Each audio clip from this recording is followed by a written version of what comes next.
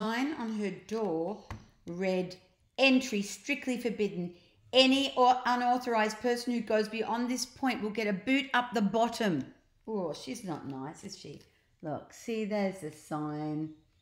A boot up the bottom. That's not nice. Now was Ned's chance. The boy took a deep breath. Then, as quietly as he could, he opened the door. Click! And gently rolled himself inside. Trundle! The boy hadn't been allowed in his sister's bedroom for years.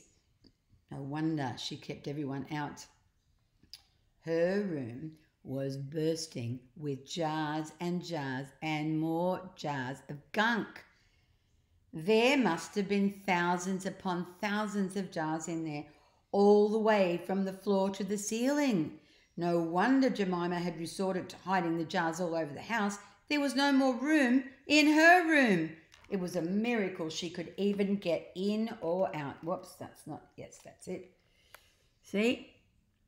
She's there asleep. Can you see her feet? The bottom of the bed. And there's him in his wheelchair. What's he going to do? As Ned watched his sister sleep, noting that she wore her steel-capped boots in bed, he scanned her bedroom for clues. There must be an answer there somewhere to what she planned to do with all these jars of gunk. In the corner of the room were Jemima's school exercise books. And Ned knew that his sister never did a scrap of work at school, so he was surprised to see how many books there were and how well thumbed they looked. Upon opening them, Ned discovered that they weren't full of schoolwork at all. No, oh no. They were full of plans for the diabolical trick she was about to play on him. Chapter 5. The Bath of Doom. Ned's eyes widened in horror. Unspeakable horror. The words and the pictures in her book told the gruesome story in even more gruesome detail. So this is what his wicked sister was planning.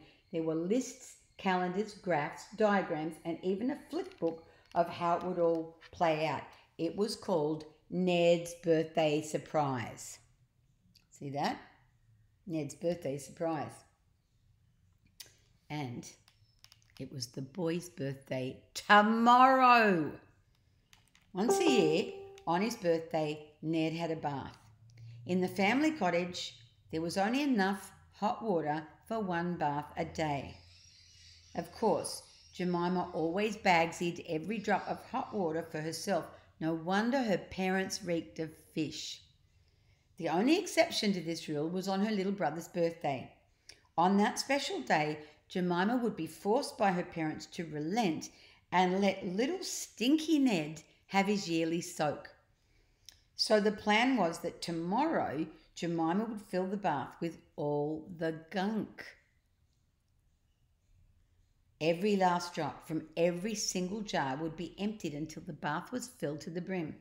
Then she would squirt bubbles on top of the gunk so that Ned wouldn't see the horror that was lurking underneath.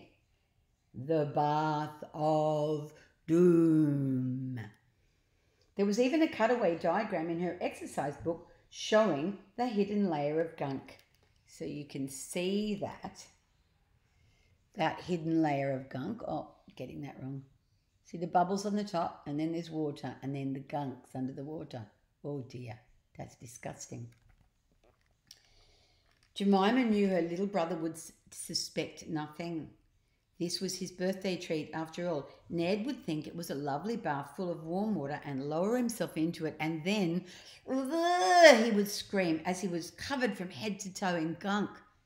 Ned dropped Jemima's book in shock. Thunk. The girl stirred.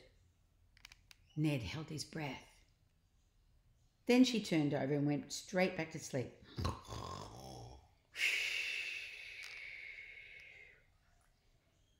Taking great care, the boy rolled himself back out of Jemima's bedroom. He had to reverse his wheelchair, as with the mountains of jars there wasn't enough room to turn round. Trundle, trundle, trundle. And then disaster. Clunk, clunk, clunk. The footrest on his wheelchair just clipped one of the jars on the floor. There must have been 50 jars stacked on top of it. Ned reached out, but he was too late. The skyscraper of jars began toppling over. Tipple, topple, topple! The jar at the top was heading straight for Jemima. As it fell through the air, it was as if time sped up and slowed down all at the same time. Look, see, that is about to drop on her head. Oh dear. Oh my gosh. Snatch! Look at that. Ned caught the jar just as it was a millimeter away from thunking his sister on the head.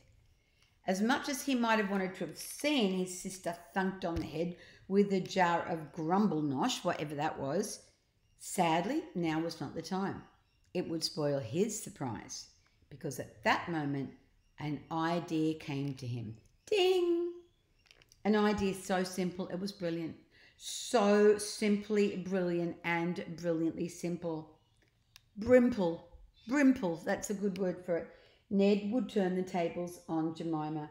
The girl had a bath every single morning apart from Ned's birthday. Keep up.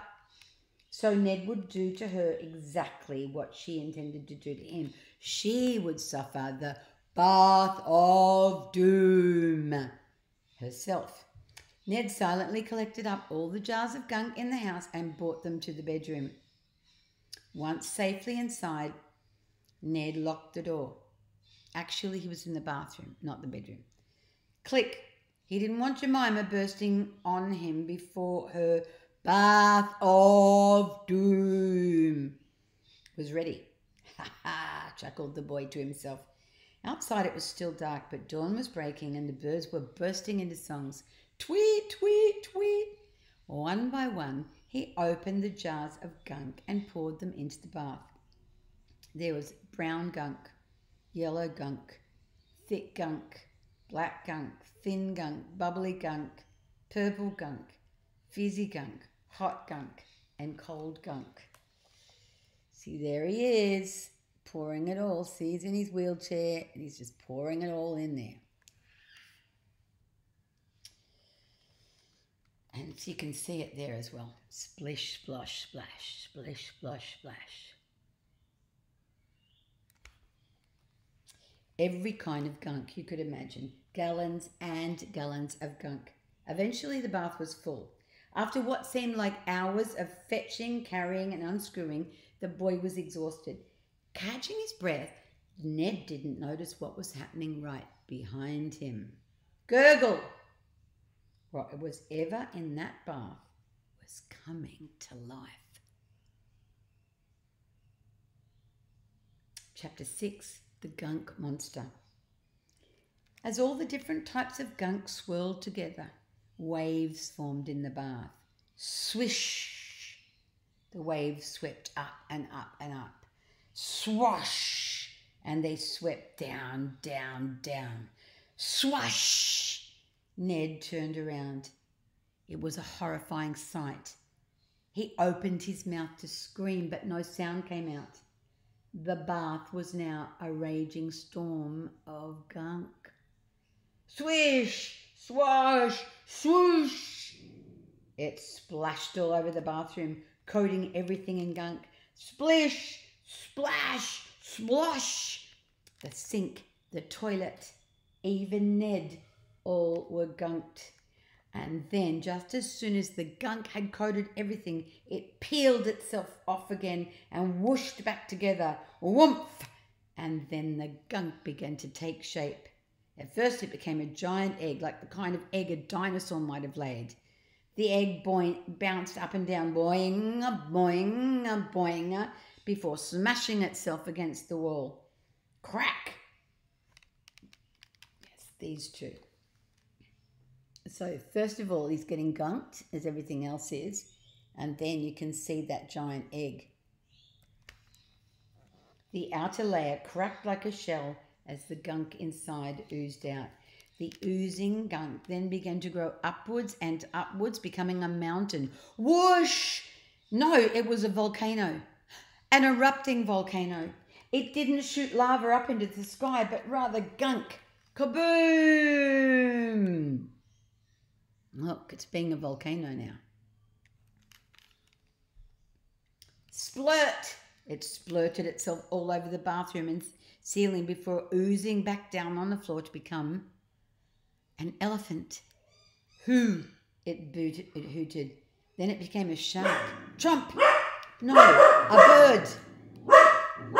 Oh, sorry about that, dog. Darcy. And it became a bird. Darcy. Flap. Look, the bird is flapping. She's just such a naughty dog, isn't she? This gunk monster was swimming and flying all at once. Swish, flap, swish, flap. The boy gazed open-mouthed in awe. This was the greatest show on earth, and it was all for him. Next, the gunk monster exploded into 1,000 pieces as it became fireworks. Here's the fireworks. Oh no, exclaimed the boy. What on earth have I done? Boom, boom. Look, it's going boom because it's fireworks. Wow. Chapter 7, Blobby Blob. What the boy had done that day changed the course of history. In mixing together 1,000 different jars of gunk, Ned had created a brand new matter. Slime. The world would never be the same again. This was big, bigger than big, bigger than biggest, huge among us. As Ned stayed deadly still, the slime began spinning around and around him. Whiz, see? It was a tornado of slime, a slime-nado. No, thought Ned, I'm going to be slimed to death. He shut his eyes tight and cried, ah! And then the most amazing thing happened. The whirling tube of slime spun up over his head and slapped against the ceiling. Squelch! And then it began oozing down toward the boy. As it did, it began to take shape. Not a human shape exactly. Bit of an odd shape, isn't it? More like a blob on top of a blob on top of a blob. It's easy if I show you. It looked like this. A blobulous, blobby blob that was hanging down from the ceiling. A huge, slimy, upside-down face was staring right back at him. My gosh. Good morning, it boomed. The boy's eyes darted around the bathroom. There was no one else there. This thing was talking to him. I said good morning, it repeated. For something made of slime, it had a remarkably posh voice. As if it were royal, which seemed highly unlikely. Last time I checked, the royal family did not have a member who was made entirely of slime. Who are you? Asked Ned. The boy was stammering in fright. I am anything you want me to be, replied the thing. With that, the blob of slime squelched upside down across the ceiling. Squelch, squelch, squelch. Next, it's made its way down the wall, its slimy bottom acting like a suction pad against it. Eventually, the thing was standing on the floor of the bathroom, peering down at Ned. Now, boy, tell me what you wish me to be. Is this like Aladdin? Asked Ned excitedly. Is what like Aladdin? Like rubbing a lamp and a genie coming out and the genie giving you 3 wishes. The slime looked lost in thought for a moment before replying, No, there is no lamp, I am not a genie, and there aren't 3 wishes. Oh, replied Ned, there are infinite wishes. That's a lot, isn't it? It's infinite, so yes, I suppose it is, unless it was infinite and 1, which would be silly. Cool, exclaimed Ned.